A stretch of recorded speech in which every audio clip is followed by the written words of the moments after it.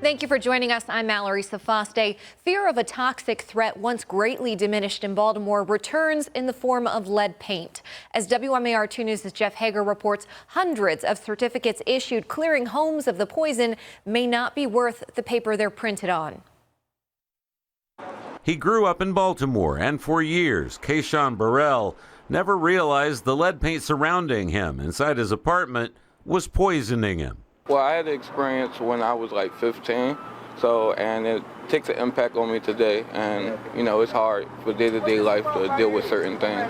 The impacts of lead poisoning have been well documented for decades now, which adds to the shock of a 43-year-old Maryland certified inspector named Rodney Barkley pleading guilty to criminal charges for issuing fake lead paint certificates. The Maryland Department of the Environment has invalidated more than 1,400 of them. In many of those instances, and most, gave people comfort that they either lived in or were moving into safe housing.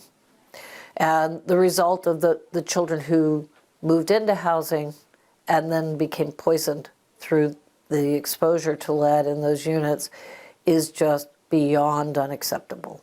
At the height of the problem here in Baltimore back in the early 90s, experts identified 14,000 children who had been poisoned by lead paint. Under today's standards, that number would have been 65,000. Through his company called Green Environmental LLC, Barkley performed dozens of inspections in apartment buildings like these on North Howard and North Utah streets, and hundreds more throughout the state, as well as in neighboring Pennsylvania and the nation's capital. He faces up to 9 years in prison and more than $200,000 in fines, not to mention possible civil action. That doesn't take back the poisoning of these kids, right? It doesn't help them have a better future. And for someone who has lived with the impacts of such poisoning, knowingly putting people at risk is inexcusable.